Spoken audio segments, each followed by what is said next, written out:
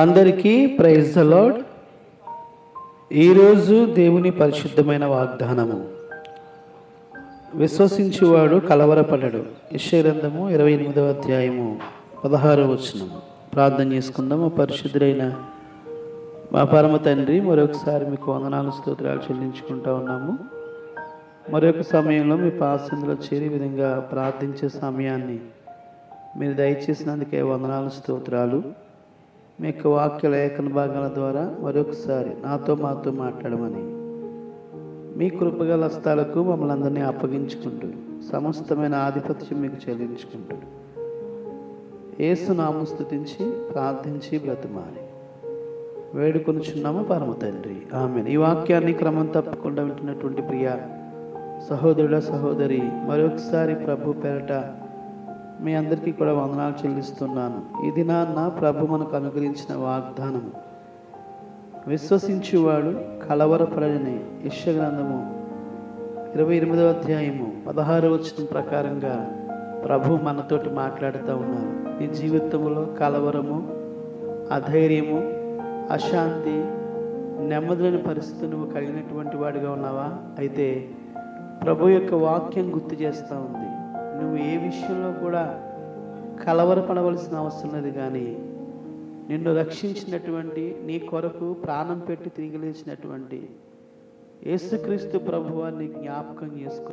ఆయన యొక్క వాక్యమందు విశ్వాసం ఉంచి, ఆయన నీకు అనుగ్రహించినటువంటి రక్షణ యందు నమ్మిక ఉంచి ధైర్యముగా ముందు కొనసాగినట్లయితే ప్రభువుని యొక్క ప్రతి అవసరత అక్రత తీరుస్తాడని వాక్యం సెలవిస్తూ ఉంది. అయితే ఈ లోకంలో మనం జీవిస్తున్నప్పుడు సాతాను అనేక రకాల శోధనలు, కలవరాలు, భయాలు తీసుకొచ్చి మనలో కలవరాన్ని తీసుకొచ్చేవాడిగా ఉంటాడని వాక్యం సెలవిస్తూ ఉంది. అయితే వాని వైపు చూడకూడదు, కానీ యేసుక్రీస్తు ప్రభు వారి వైపు చూసినప్పుడు నీవు కలిగి ఉన్నటువంటి భయాల్లోంచి, నీవు కలిగి ఉన్నటువంటి కలవరంలోంచి ప్రభు నిన్ను బయటకు తీసుకొస్తారని వాక్యం సెలవిస్తూ ఉంది. నీ కుటుంబంలో అనారోగ్య పరిస్థితి బట్టి నువ్వు కలవరపడుచున్నావా? నీ కుటుంబంలో ఉన్నటువంటి ఆర్థికపరమైన ఇబ్బందులు బట్టి నువ్వు కలవరం చెందుతూ ఉన్నావా?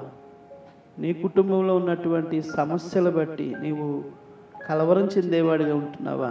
ఒకవేళ ఉద్యోగం లేకనో, అదేవిధంగా గృహం లేకనో, అదేవిధంగా నీ కుటుంబంలో నెమ్మది, శాంతి, సమాధానం లేకనో నువ్వు కలవరపడేవాడిగా ఉంటున్నావా? అయితే వాక్యం సెలవిస్తూ ఉంది, నీవు కలవరపడవలసిన అవసరం లేదు. కానీ సృష్టికర్త అయినటువంటి, నీ రక్షకుడైనటువంటి యేసు ప్రభువారి యందు విశ్వాసం ఉంచి ఆయన స్తుతిస్తూ, ఆయన ఆరాధిస్తూ, ఆయన నామములో ప్రార్థన చేసినట్లయితే నీకున్నటువంటి కలవరం నుంచి, భయం నుంచి ప్రభు బయటకు తీసుకొచ్చి నిన్ను ఆశీర్వదిస్తారని మరొకసారి ప్రభు పేట గుర్తు చేస్తూ ఈ మాటలు ముగిస్తున్నాను. రండి ప్రార్థన చేసుకుందాం. మా పరిశుద్ధులైన మా పరమ తండ్రి, మరొకసారి మీకు వందనాలు స్తోత్రాలు చెల్లించుకుంటా ఉన్నాము.